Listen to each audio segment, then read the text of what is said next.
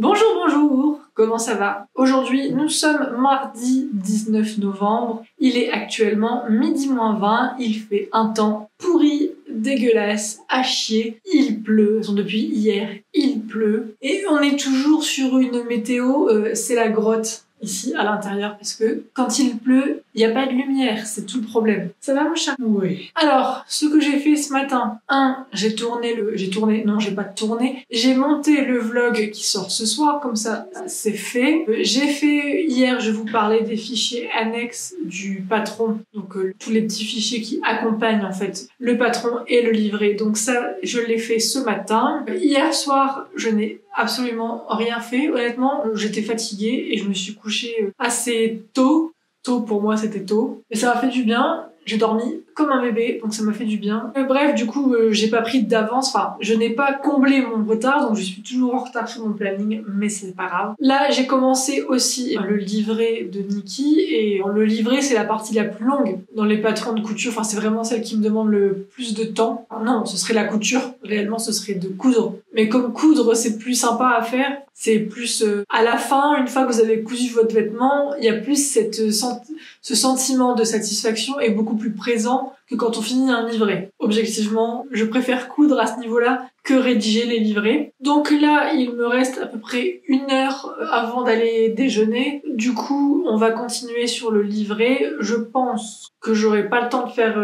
énormément. Là, je pense que j'aurai juste le temps, en 1 heure, de calculer le métrage. Parce que ça, c'est... Si on m'écoute, tout est chiant, mais le calculer le métrage, c'est assez... faut tester chaque taille, et moi, j'en ai beaucoup, donc c'est pas une partie fun du tout. Ensuite, je vais faire, hier, je vous en parlais, je vais faire mes copies d'aperçus des planches A4. Et je pense que j'aurai pas le temps d'aller plus loin. Là, ce matin, j'ai déjà fait la partie mercerie, la description du modèle, l'ajout du dessin technique, ce genre de choses. A énormément avancé. Mais le livret, c'est la partie la plus longue. Et pourtant, j'ai je me repose quand même pas mal sur les logiciels. Mais bon, là, ça reste que c'est assez long. Et surtout, je n'aime pas la partie des schémas techniques, parce que je me trouve très mauvaise à ça. Alors, j'ai jamais eu de problème, des gens qui m'ont dit que c'était incompréhensible, mes schémas, mais c'est pas vraiment, c'est pas évident de faire des dessins techniques, c'est pas la partie la plus facile. Mais bon, il faut savoir tout faire quand on fait des patrons de couture. On n'a pas le choix, faut bien le faire. Et je n'aime pas, moi, les livrets avec des photos, je n'aime pas du tout.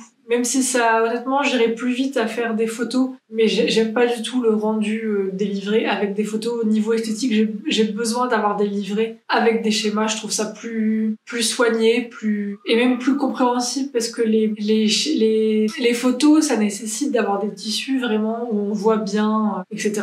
Bref, j'arrête de blablater, parce que là, je procrastine en fait grave sur le fait de pas faire mon livret. Donc c'est parti, on est parti sur 1 heure de rédaction de livret. À savoir que moi je compte environ, pour le livret, au total je compte environ 8 heures. Des fois ça dépasse, c'est rarement moins. Je pense que le minimum souvent c'est 8 heures pour faire un livret. C'est le temps qu'il faut. Voilà. Alors du coup, pour calculer le métrage, eh bien c'est pas compliqué. J'ouvre un document que je mets en centimètres et je mets 70 de largeur, parce que du coup c'est une laisse de 140 divisé par 2, et je mets une hauteur. Je commence toujours avec 2 mètres. Sachant que la laise, ça change vraiment la donne. Si je partais sur une laise de 145 ou de 150, faudrait moins de tissu. Mais je pars sur une laise de 140, comme ça, au moins, il n'y a pas de problème. Et ensuite, je vais aller chercher tous mes fichiers de taille. Hop,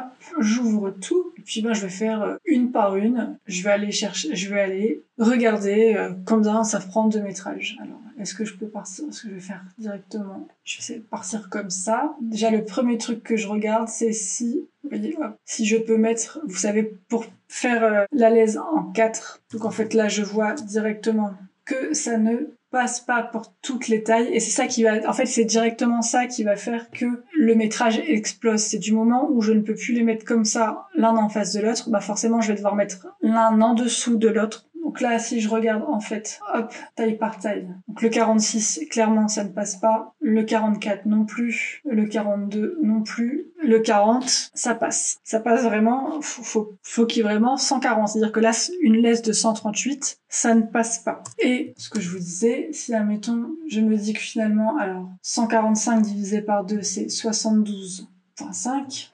Pardon, hop.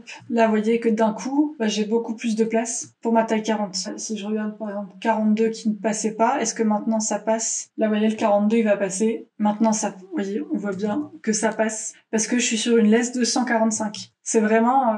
des fois, les gens disent, enfin, globalement, sur les patrons en général, que les métrages sont mal calculés, etc. En fait, non, c'est juste que c'est calculé pour un certain... Moi, honnêtement, je vais vous dire, à titre personnel, je trouve ça complètement crétin de donner un métrage. Parce qu'en fait, le métrage, ça change trop. Si vous voulez... Maintenant, si je sortais des patrons sans métrage, ça poserait problème. Mais moi, je trouve ça crétin parce qu'en fait, selon que vous ayez une laisse plus ou moins grande, je prends les tissus japonais. Les tissus japonais, c'est des laisses de 110. Alors vous vous rendez bien compte que par rapport à une laisse de 140, ça ne passe pas du tout. Donc là, vous voyez, pour le 44, même avec une laisse de 145, ça ne passe pas. Est-ce que si je suis sur une laisse de 150, est-ce que ça passe? Après 150, je vais pas au-dessus parce que c'est très rare d'avoir des patrons au-dessus. Voilà, alors en 150, ça passe. Est-ce que le 46 passe en 150? Non, le 46 passe pas. Mais là, vous voyez, maintenant, avec une laisse 150, je peux m'arrêter au 44, alors que tout à l'heure je pouvais m'arrêter que au 40. Donc ça fait quand même une sacrée différence. En termes de taille, c'est-à-dire qu'en fait là le métrage il va pas doubler mais il va être fortement augmenté. Il va être augmenté de la hauteur de la robe en fait, dès qu'on change de laisse, et de la hauteur de la blouse si on fait la version blouse. Mais donc oui, je vous disais, moi je trouve ça un peu... je trouve pas ça forcément... voilà, je vous dis, si je fais des patrons où il n'y a pas de métrage annoncé, ce sera à critiquer. Mais moi je trouve ça bête, honnêtement je trouve ça vraiment bête d'indiquer un métrage, étant donné que selon le tissu qui va être utilisé, eh bien ce sera pas le même métrage. Parce que si vous avez une laisse plus ou moins grande, si vous avez des motifs, etc., le métrage il est pas du tout le même. Alors vous me direz, ça donne un ordre d'idée. Ben non, parce que des fois c'est un ordre d'idée qui est faussé. Parce que vraiment, ça peut changer. Vous voyez là, par exemple, si je reprends ma taille 44, donc j'enlève mon 40. Pour vous donner un ordre d'idée, hop, du coup, ici, je vais la mettre en miroir, ok. En fait, d'un coup, vous voyez déjà, je dépasse les 2 mètres de tissu pour pouvoir mettre juste la robe. Alors que moi, par exemple, dans ma taille, 2 mètres, c'est amplement suffisant parce que je vais pouvoir les mettre l'un en face de l'autre. Et même avec une laisse 140. Donc là, c'est vraiment une question de... Sachant que ici, j'aurai pas la possibilité de mettre la manche. Donc je vais pouvoir ici, sur cet espace-là, mettre toutes mes pièces, mes petites pièces annexes. Mais j'aurai aussi beaucoup de chutes. Là, si je le fais, hop, j'aurai aussi beaucoup de chutes. Mais bref, il faut indiquer un métrage, donc on indique. Donc là, je vais devoir calculer pour la robe et pour le c'est pas c'est là, et pour la version blouse. Voilà. Donc écoutez, c'est parti, on va faire ça. Maintenant, je vais tout effacer. Hop, on va repartir de 0. Voilà, et je vous passe en accéléré.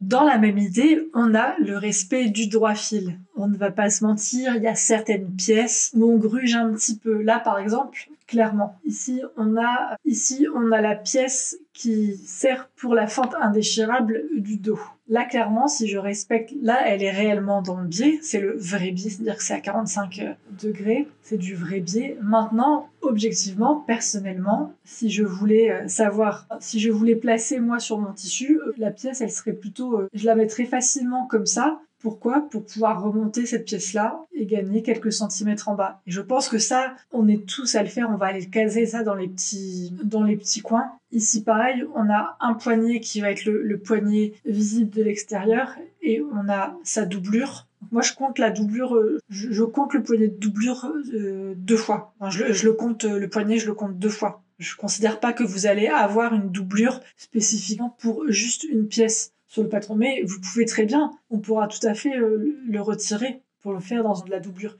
Ici, ça n'a pas grand intérêt parce que vous allez pas forcément gagner beaucoup de métrage. Donc voilà. Là, par exemple, je sais que je peux tout remonter parce que je suis un peu trop loin du bord. Et grosso modo, il y a souvent 10 cm Maintenant, je vous avouerai qu'avant, je le calculais vraiment spécifiquement pour chaque taille et pour chaque stature. Maintenant, vous voyez, je fais comme ça, ou je fais des mix de tailles, parce qu'en fait, je me rends compte que je peux pas, objectivement, je peux pas passer 5 heures à regarder une taille, une par une. J'en ai 42. Je peux pas regarder les tailles une par une pour savoir au centimètre près combien il va y avoir de tissu, sachant, je vous dis que derrière, en fonction de la lèse, du motif, etc., le métrage, il va pas correspondre. Donc, je pars sur un métrage qui est le plus proche possible de la réalité, même si ce sera pas forcément le même. Et d'ailleurs, ça, c'est un truc que vous pouvez faire chez vous, si vous devez acheter du tissu, etc. Par exemple, vous avez les informations vous voulez acheter sur Internet, vous savez quelle est la lèse, etc. Vous pouvez vous mettre des repères sur une table, par exemple, ou au sol, n'importe, on s'en fiche, et vous placez les pièces du patron, mais sur votre table, vous faites un espèce de rectangle, vous savez que la lèse, elle va pas dépasser telle valeur de rectangle, etc. Enfin bref, vous avez compris l'idée. Et maintenant, ce que je fais, c'est que, en fait, avec l'expérience, je me suis rendu compte que souvent, il y a une différence de 10 cm entre la stature 176 et 168, et il y a aussi 10 cm de différence entre la stature 160 et 168. Donc en gros, je calcule tout en 168 et après je fais moins 10 pour 160 et plus 10 pour 176. D'ailleurs, ça colle. Là, je tombe sur un métrage de 190 jusqu'au 40. Et moi, je vous dis, dans la stature 176, je l'ai cousu en 38, la robe, et je la fais rentrer dans 2 mètres. Donc c'est ça, 190 plus 10 cm, 2 mètres. Donc voilà, on continue.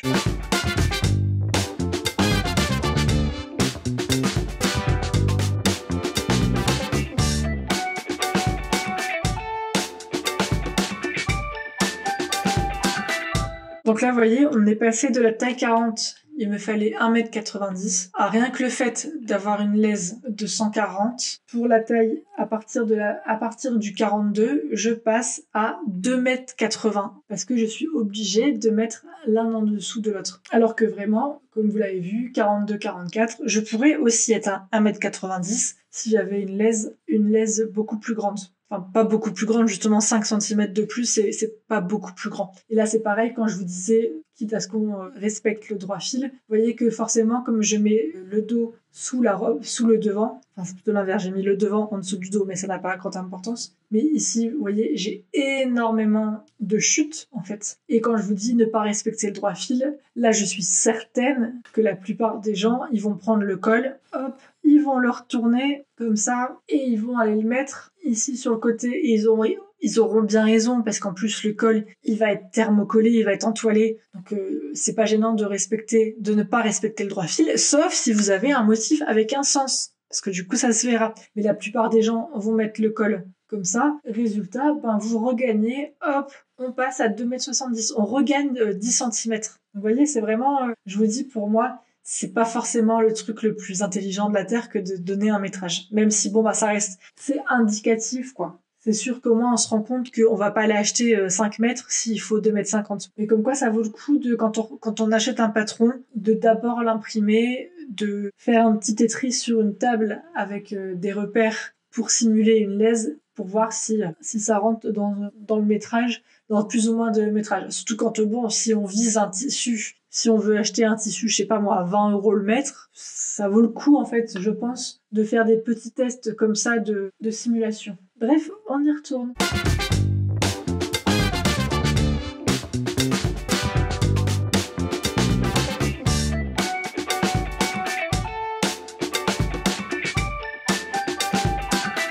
Ok, donc maintenant que le métrage c'est fait, je dois aller chercher l'aperçu de mes planches. Donc pour ça, je vais les créer. Donc là, je vais devoir ouvrir tous mes fichiers A4. Déjà, la stature 160. Et en fait, là, alors, le truc un peu tricky, c'est qu'en fait, je ne peux pas tout sélectionner. En fait, je vous ai montré, j'ai mon template. Hier, je vous ai montré. En fait, vous voyez là, je peux pas sélectionner. En fait, pour éviter des problèmes où ça bougerait, en fait. Moi, quand je bouge uniquement les pièces du patron. Donc ça, je ne peux pas modifier. Mais comme je veux que ce soit visible sur l'aperçu de mes planches, eh bien, je vais devoir le débloquer pour pouvoir le sélectionner. En même temps, hop, la petite retouche, voilà, comme ça ne tombe pas pile sur la découpe. Voilà, alors hop, on va tout enlever, voilà. Maintenant, je sélectionne et je colle et je change la hauteur pour que ça corresponde grosso modo. À ce niveau-là, je peux retirer ces planches vierges qui ne servent à rien, celle-ci aussi. Et là, je vais devoir faire, hop, je dégroupe, pouvoir supprimer. Généralement, je change la taille du contour, hop, pour que ce soit plus sympa. Voilà. Et je sauvegarde dans InDesign. Je vais faire un nouveau dossier, planche. Et ça, je vais l'appeler 32. Alors en fait, mes fichiers pour me retrouver, quand c'est 32-46, je l'appelle 32. Et quand c'est 44-58, je l'appelle 58. Comme ça, au moins, je sais. 160. Hop. Je supprime, je ferme mon PDF. Non, je ne le sauvegarde pas. Ici, je fais pareil. Hop. C'est assez redondant, hein, c'est la même chose. Est-ce que j'ai une planche vierge? Non. On change le contour. Hop. Et on sauvegarde. 44, 58. 160. Ok, on supprime tout. On va aller chercher les planches de la stature 168. On va directement aller chercher, hop, les planches de la stature 176. Ok, voilà. En fait, l'avantage de faire ça, c'est qu'on voit bien les feuilles. N'importe quoi. Donc en termes de logiciel, moi j'utilise la suite Adobe. Adobe. Je ne sais pas, moi je prononce à la française, mais j'utilise voilà la suite Adobe pour tout en fait. Enfin vraiment pour les vidéos YouTube, c'est la suite Adobe, pour les livrets, c'est la suite Adobe, pour la mise en page, c'est InDesign, Illustrator, donc c'est Adobe. J'utilise vraiment quasiment tous les logiciels de la suite. Donc là on est sur Illustrator, mais après le livret, vous allez voir, je suis sur InDesign. Ok, donc là on va passer en petite vitesse rapide.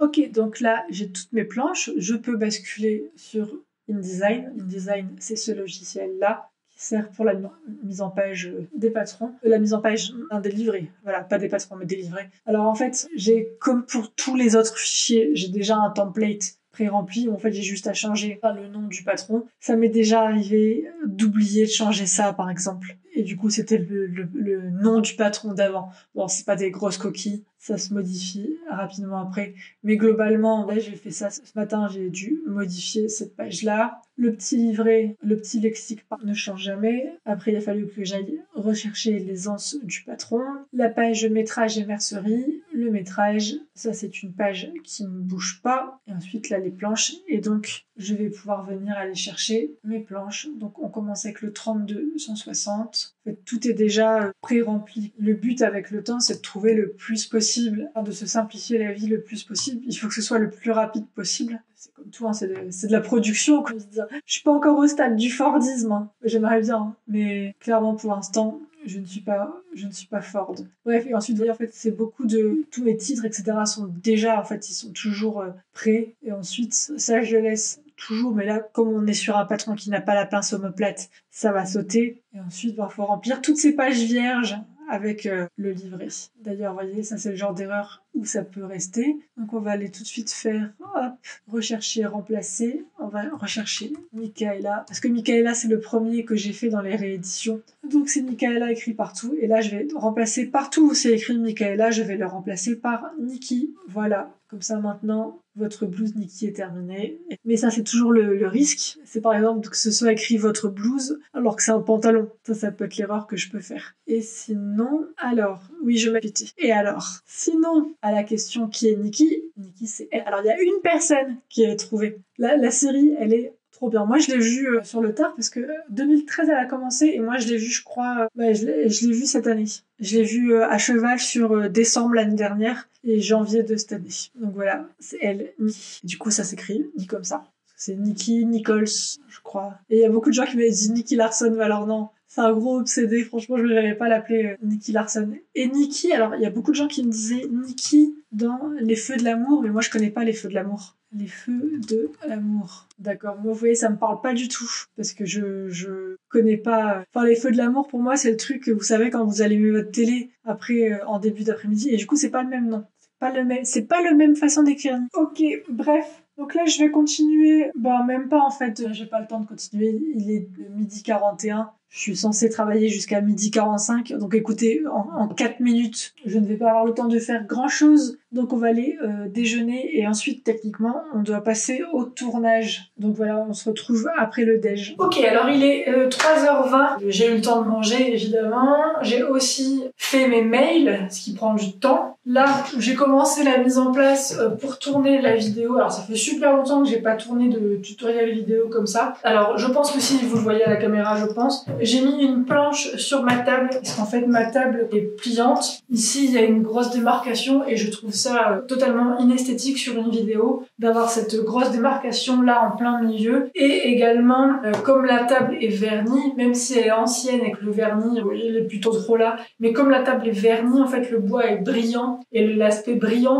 en vidéo c'est pas beau. Donc je mets une planche. Alors la planche en fait d'un côté elle est rose, de ce côté-là, elle est effet bois classique, c'est ce que je vais utiliser aujourd'hui. En fait, j'aurais bien aimé avoir une planche noire, et en fait, j'en ai deux de planches comme ça. Mais la deuxième planche, le problème est que, elle n'est pas peinte. Et clairement, là, j'ai pas le temps de me lancer dans de la peinture. En fait, pourquoi noir et rose? Alors, rose, parce que je trouvais ça joli. Et en fait, noir, c'est parce que quand on a des tissus clairs, c'est plus sympa d'avoir un fond foncé. Parce que si on fait clair sur clair, on voit rien. Bref, donc là, je vais préparer ce qui me sert en fait à poser la caméra. Donc en fait, tout simplement, j'ai un trépied, hop, et en fait dessus, je vais mettre une. En fait, j'ai jamais acheté de trépied. Vous savez, les trépieds 360. Enfin 360. En gros, c'est les trépieds qu'on bascule et qui peuvent se mettre comme ça en parallèle à la table, donc à 360 degrés. Sauf que, ah oui, j'avais oublié ça. J'ai des bêtises, c'est normal. Alors comme ça fait longtemps, je me souviens plus trop.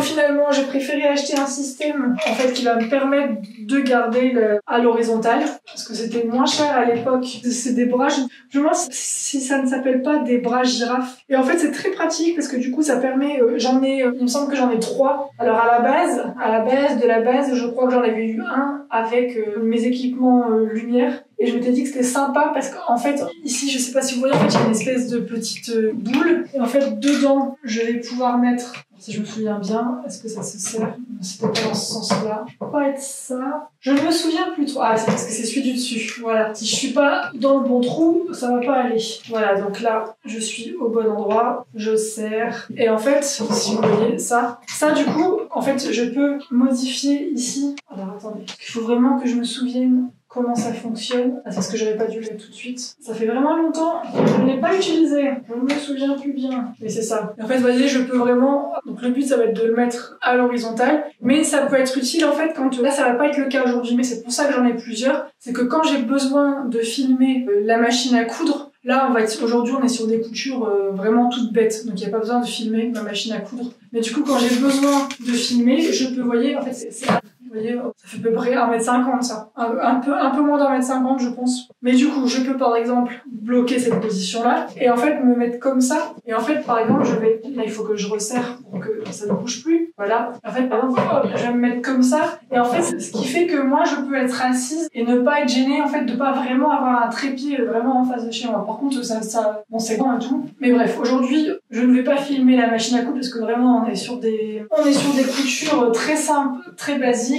Et aussi, comme je vous le disais, alors toi, par contre, tu vas pas apparaître sur la vidéo, hein. J'ai pas besoin de toi pour la vidéo. Et en fait, alors, ça, pour le coup, je vais filmer avec mon téléphone. Pourquoi avec mon téléphone? Parce que ma caméra avec laquelle vous êtes actuellement en train de filmer, ma caméra elle filme en 180p et mon téléphone filme en 4K. Je vais pas utiliser la 4K en tant que telle, mais la 4K ça me permet de zoomer dans l'image. Même si là aujourd'hui je vais pas avoir besoin de zoomer, je ne vais pas avoir besoin de zoomer pour la simple et bonne raison que techniquement il n'y a pas besoin de zoomer. Au contraire, ça va être plutôt ici sur un gilet sans manches, c'est plutôt l'inverse, c'est de montrer l'entièreté qui pose problème. Donc bref, je peux remettre mes petits ustensiles dont j'ai besoin, ça j'en aurais pas besoin. Des épingles, c'est utile. Ah bah non, j'allais dire avant j'utilisais mon petit pot, j'avais un petit pot en forme de palmier ou d'ananas, je ne sais plus. C'était mignon quoi pour poser les épingles, je l'ai cassé. Donc je ne risque pas de l'utiliser, hein, n'est-ce pas? Ça va monsieur?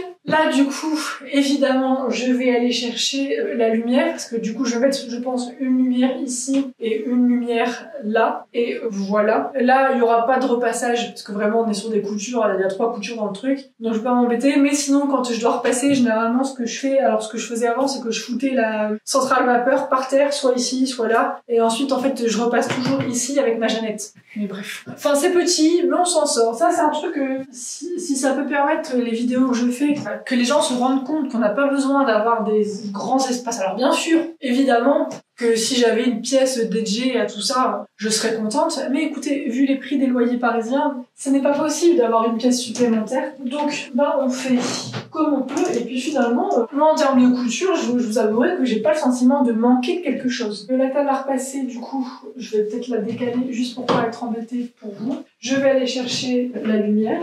Les lumières. Là, j'aurais pas besoin forcément d'utiliser une grosse lampe comme ça, mais j'ai que ça. Donc, et là, comme j'ai prévu, d'ici quelques jours, le temps que le Black Friday commence, d'ici quelques jours, vous allez voir que je vais faire un petit investissement pour les côtés vidéo, qui je pense va changer la donne, je l'espère. Donc du coup, les lumières, voilà. En gros, réellement, je pense que si, pas une ring light, parce que la puissance c'est quand même pas foufou, mais réellement, il me faudrait... En fait, c'est pas tant les lumières qui prennent de la place, mais c'est vraiment...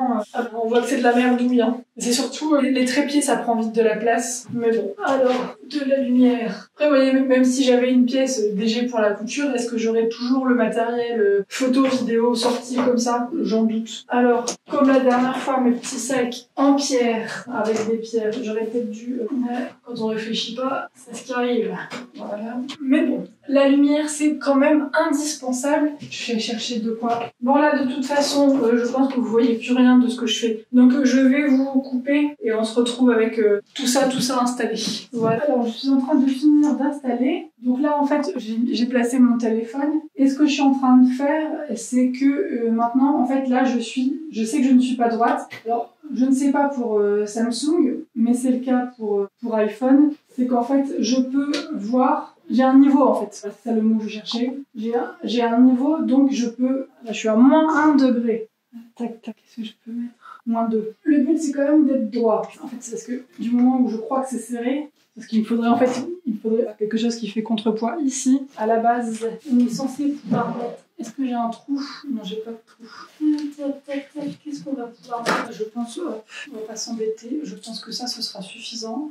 J'ai l'impression que plus j'essaye, moins c'est droit. Mais bon, c'est pas grave. En fait, il faut que ce soit légèrement plus. Voilà. Alors vous voyez rien, mais moi je le vois, c'est vert. Du coup, maintenant je peux quitter. Là, c'est un point important, c'est que ça ne touche pas. Il faut pas que ça touche la table. Comme ça, si je donne des coups dans la table, on s'en rend pas compte. Là, il faut que je vois si j'ai une télécommande qui fonctionne, vu que ça ne clignote pas. Ah si, c'est bon. Est-ce que ça fonctionne si je suis en vidéo? Super. Alors pourquoi l'intérêt de la télécommande?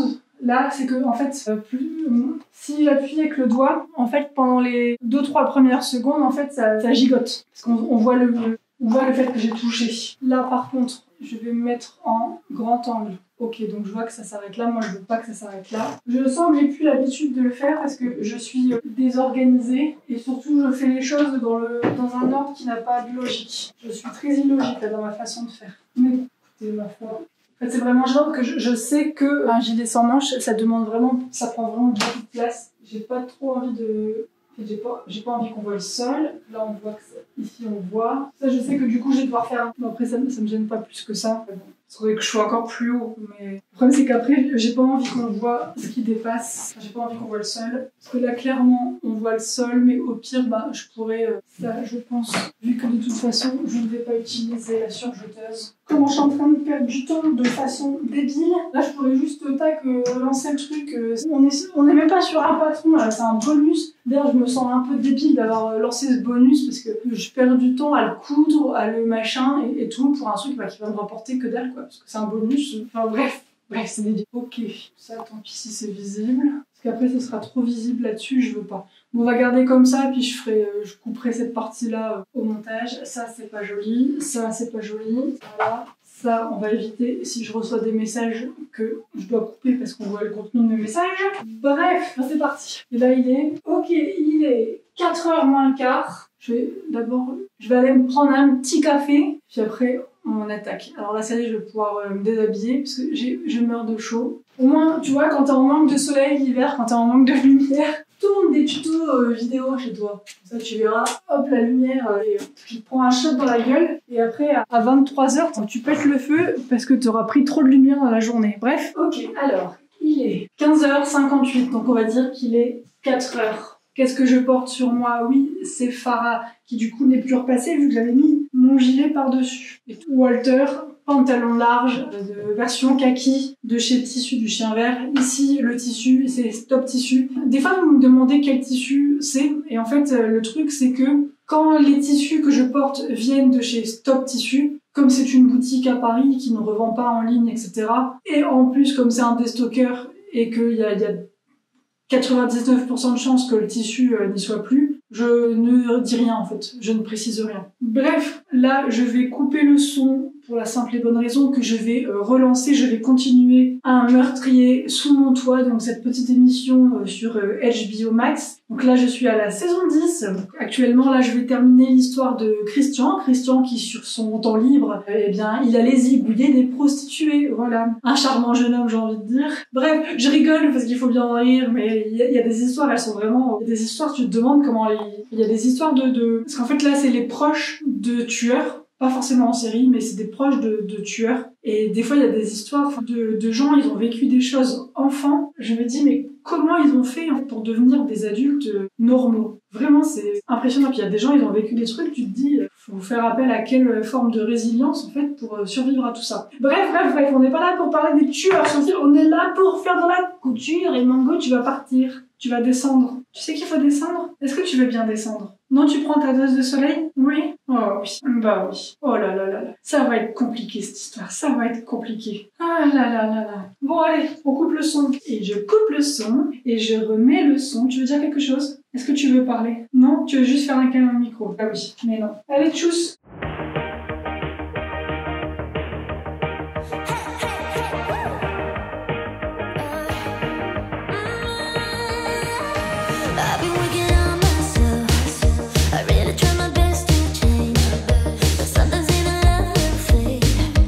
Il est 6h moins le quart et j'ai terminé le tournage. Voilà, le petit gilet est terminé. Donc, on est sur un vieux rose et en fait, sur l'envers, plat. C'est pareil, ça reprend les mêmes teintes que l'extérieur. Je me dis que c'est vraiment pas mal. Là, on est sur un... Excusez-moi, je me regarde du coup. On est sur un tissu bouclette et je trouve que c'est pas mal. Je me dis même que en version tissu bouclette et envers, l'envers c'est tac tac tac tac tac polaire. Donc bien sûr, évidemment, c'est 100% polyester.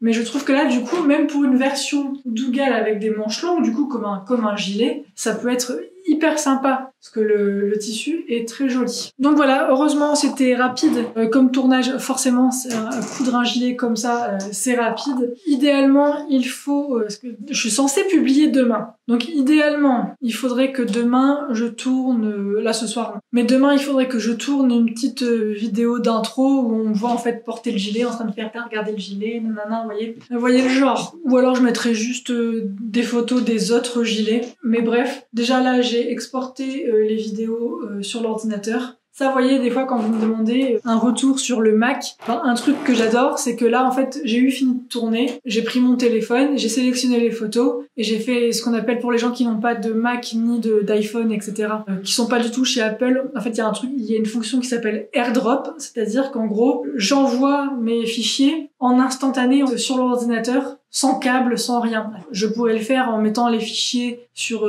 si j'avais pas de Mac, par exemple. Si j'étais pas du tout sur Apple, je pourrais mettre ça sur un Google Drive ou un truc comme ça. Mais alors, faudrait d'abord que ça charge sur le Google Drive. Ensuite, faudrait que moi, je me connecte sur le Google Drive depuis mon ordinateur pour télécharger. Sachant que les fichiers sont assez gros, ça me dirait que les fichiers sont trop gros, etc. Donc là, en fait, juste, j'ai enlevé mon téléphone, j'ai fait AirDrop, j'ai posé mon téléphone et j'ai rangé ma lampe, tout ça. Donc là, je sais que les vidéos sont déjà sur mon ordi. C'est un gain de temps qui n'est pas négligeable. Bref, là, je vais tout ranger et je vais sûrement aller faire des courses. Et je ne sais pas si on va se revoir ce soir. Au pire, si je ne filme plus, je viendrai juste vous dire bah allez, je m'en vais, ciao, bisous. Vous voyez, le genre, on verra comment ça va se dérouler.